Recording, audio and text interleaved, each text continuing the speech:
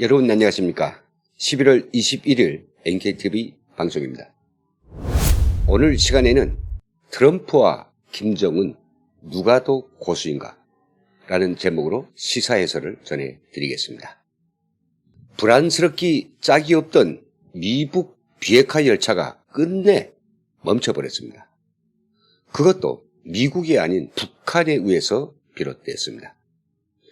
트럼프 미국 대통령이 곧 보자고 한 트위터에 17시간 만에 김계관 명의로 부정적 입장을 밝히더니 이틀 전 밤늦게 김명철 아태평화위원장 명의로 담화를 또 내놓았습니다.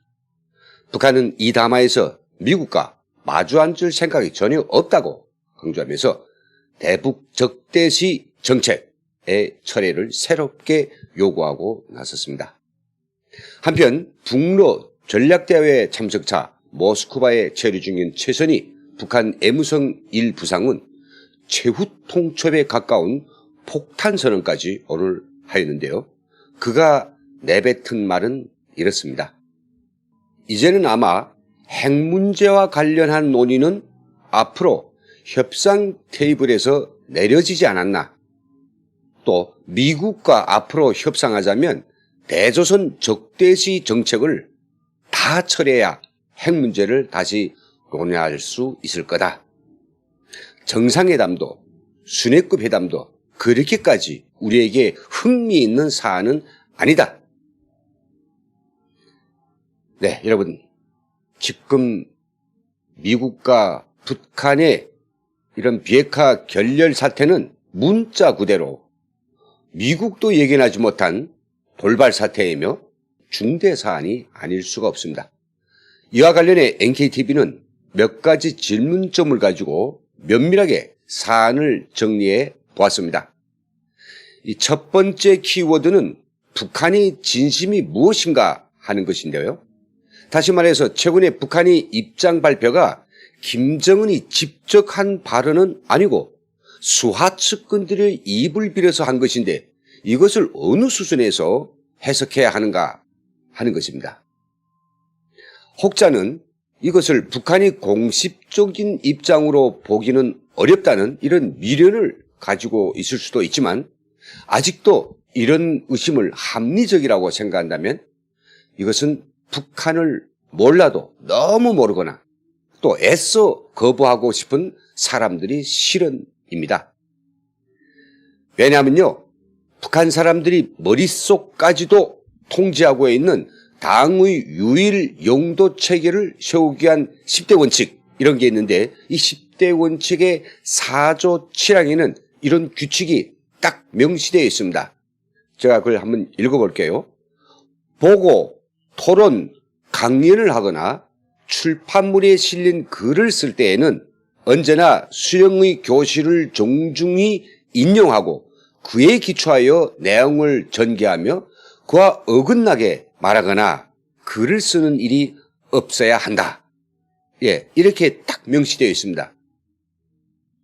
그러니 김계관, 김영철, 또 김명수, 최선희 누구든 김정은이 교시가 없이는 절대로 자조차도 내지 못하는 로봇들이라고 하는 사실을 믿는다면 이번에 북한의 폭탄 선언은 철두철미 김정은이 선언이라고 보는 것이 맞습니다. 두 번째 키워드는 비핵화 열차가 언제 다시 출발할 수 있겠는가 하는 대목입니다. 이제 미국이 북한이 요구를 들어주지 않으면 비핵화 열차는 다시 출발할 수 없을 것 같습니다. 그런데 북한이 요구하는 적대시 정책 철회란 이 요구는 정말 다양한 옵션이 가능합니다. 아주 단순한 요구로서는 앞으로 일체의 한미연합훈련 연구 중단 그리고 정전협정 체결 북한 인권 문제의 불개입 이것일 것입니다. 북한이 쓸개를 다 빼고 무턱대고 요구한다면 대북제재 전면 해제 그리고 주한미군 철수 애교관계 설정까지 나갈 것입니다. 워낙 작은 것을 하나 들어주면 더 큰 것, 모든 것을 다 해결하려고 접어드는 북한이 그 뻔뻔함은 우리가 너무나도 익숙된 바이죠. 그러니 미국으로서는 북한이 요구를 다 주려고 하여도 손조차 댈 수 없는 것이 바로 사실입니다. 이 세 번째 키워드는 김정은이 이렇게 빡세게 나오게 된 동기와 그가 믿는 구석은 무엇일까 하는 것입니다. 예, 저는 김정은의 우정을 다소 읽을 수 있을 것 같습니다. 올해 2월 28일이죠. 트럼프 대통령은 2만 여리를 열차 타고 베트남 하노이에 달려온 김정은에게 빅딜을 제시했습니다. 그리고 그에 대해 응답이 없자 회담장을 박차고 나왔습니다. 김정은은 굉장히 큰 어욕을 느꼈고 어떻게 하나 이에 안갚음을 할 것이라고 마음을 다졌습니다. 급기야 그는 지난 4월 13일에 진행된 최고인민회의 제14기 1차 회의에서 시정연설을 했는데요. 여기서 바로 미국에게 연말 연시까지 시간을 줄 테니 그때 빅딜이 아닌 새로운 계산법을 가지고 나오라고 데드라인을 그었습니다. 정확히 말하여 트럼프 대통령을 세 차례 만나면서 그는 미국의 의중을 똑바로 알았습니다. 그것은 파키스탄 모델로 시간만 좀 지나가면 반드시 자신들이 핵 보유국이 자동적으로 될 것이라는 김정은의 결심을 굳히고도 남음이 있었다는 그런 방증이 됩니다. 그래서 김정은은 지금까지 핵실험과 미사일 발사를 유예하고 미국과 신뢰관계를 유지하는 듯한 그런 연출을 하였습니다. 그는 트럼프 대통령이 놀자는 대로 다 놀아주었습니다. 그 이유는 바로 하나, 하노이 오욕을 언젠가는 대갚아주고 결국은 더 이상 미국이 북한이 비핵화에 대해서 이런 방구를 할 수 없도록 그런 명분과 기회를 만들기 위해서였던 것입니다. 다시 말씀드리고 싶지만 이번 북한이 갑작스러운 태도 변화, 이것은 단순히 한미 공중 훈련을 하겠다 해서 나온 그런 이유가 아닙니다. 또 북한 인권 결의가 74차 유엔 총회에서 15년째 채택된 것하고도 무관합니다. 이것은 애당초 2년 전 문재인 대통령을 사환꾼으로 내세워 가지고 미국과 직접 대화를 할 때부터 김정은이 전체적인 계획을 구상하고 그것을 하나씩 하나씩 끈질기게 추진해온 핵 보유국 정책에 따르는 전략적 접근이라고 보는 것이 맞을 것 같습니다. 그런데 말입니다. 시간은 김정은에게 참 좋은 기회들을 가져다 준 것 같습니다.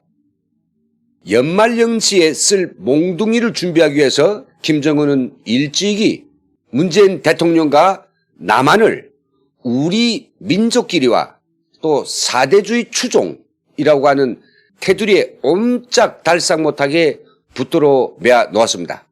완전히 혹으로 만들어 버렸습니다. 또 일이 될런지 문재인 대통령이 멍청한 지소미아 파기 때문에 미일 동맹이 깨져나갔습니다. 이것을 중지하느라고 미국과 한국 사이에 틈이 생겼죠. 게다가 미국이 주한미군이 방위비 분담금을 5배로 강압적으로 올리는 바람에 드디어 주한미군 철수까지 거론되는 이런 호재가 김정은에게 생겼습니다.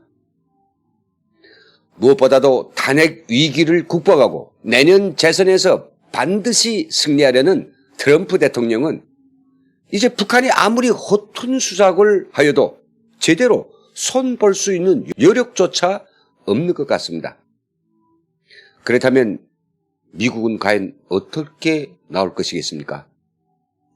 저는 이 답도 그리 어렵지 않게 찾을 수 있을 것 같습니다. 정확히 말하면 미국은 아직 이에 대한 해법을 가지고 있지 않습니다. 트럼프 대통령은 여러 가지 문제로 가뜩이나 머리가 아픈데 김정은까지 못되게 놀아대니 이 시끄러운 문제는 그냥 뒤로 밀어놓은 것이 상책이라고 생각할 겁니다. 그러니 김정은은 트럼프 대통령이 아킬레스건을 제대로 가격한 셈입니다. 미국이 당장 북한을 달래고 회담장에 끌어낼 그런 전략적 카드를 한 장도 가지고 있지 않은 상태에서 미북 협상은 한동안 열릴 수가 없습니다. 오히려 트럼프 대통령은 화를 보복으로 바꾸기 위해 북한이 비핵화 협상 파기라고 하는 이 중대사변을 이용해서 한국의 주한미군 유지비를 대폭 올리고 싶은 이 욕구를 관철하는데 활용할 수도 있을 것 같습니다. 네, 저희 NKTV 마지막 키워드는 미북 비핵화 열차가 멈춰선 것이 우리 남한의 우리 국민들에게는 어떤 영향을 미치는가 하는 것이죠. 김정은이 문재인 대통령을 손쉽게 손에 걷어지고 나서 트럼프 대통령까지 손아귀에 놓으려고 하는 것은 푼수에 맞지 않는 너무도 지나친 욕심인 것만은 분명합니다. 그러니 과욕은 반드시 화를 부를 것입니다. 여러 가지 악재 때문에 백악관이 정신 차릴 수 없이 돌아가다 보니까 이 자금이 사태에 당장 효과적인 대응은 하지 못할지언정 김정은이 오판한 것처럼 그렇게 쉽게 호락호락 김정은의 꼼수에 놀아나지 않을 것이라고 하는 것은 삼척동자도 알 수 있는 사실입니다. 미국이 북한에 반격을 가하고 나설 시간은 그리 길지 않지만 미북 정상회담이 성공하여 그 반사이익을 챙겨서 남북관계의 훈풍을 다시 조성하고 행여나 김정은이 서울 답방까지 희망하였던 우리 정부로서는 정말로 당혹스럽고 남감하기 짝이 없을 것입니다.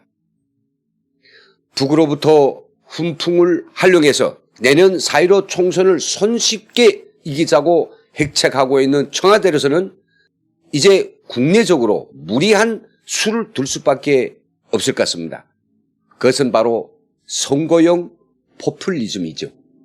선거에서 이길 수만 있다면 나라 국간을 다 거덜내도 나라 경제가 마이너스로 추락하여도 돈을 풀어서 유권자들이 한심을 사기만 하면 그만이라는 그야말로 얼굴에 철판을 깔고 망국적인 온갖 잡상 행위들을 꺼리낌 없이 할 것입니다.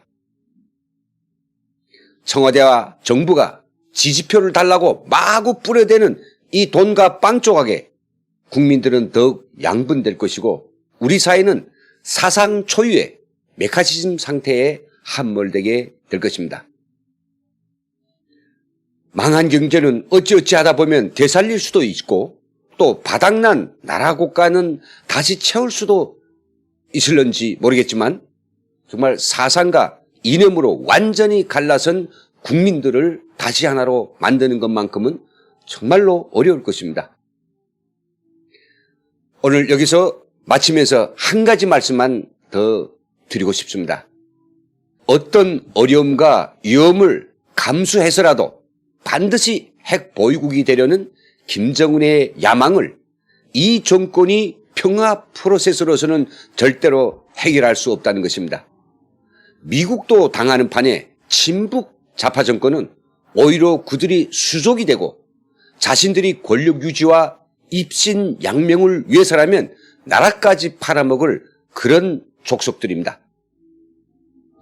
때문에 대한민국의 모든 국민들은 오늘 이 사태를 강 건너 불 보듯 하지 말고 우리 앞에 닥친 커다란 위협, 당장의 태풍, 또 일제강점과 똑같은 치욕이 눈앞에 다가왔음을 꼭 명심하시고 우리 후대들을 위해서라도 문재인 정권이 하야를 위해서 총 걸기 하야 한다는 부탁의 말씀으로 오늘 방송을 마치겠습니다. 시청해 주신 여러분 대단히 감사합니다.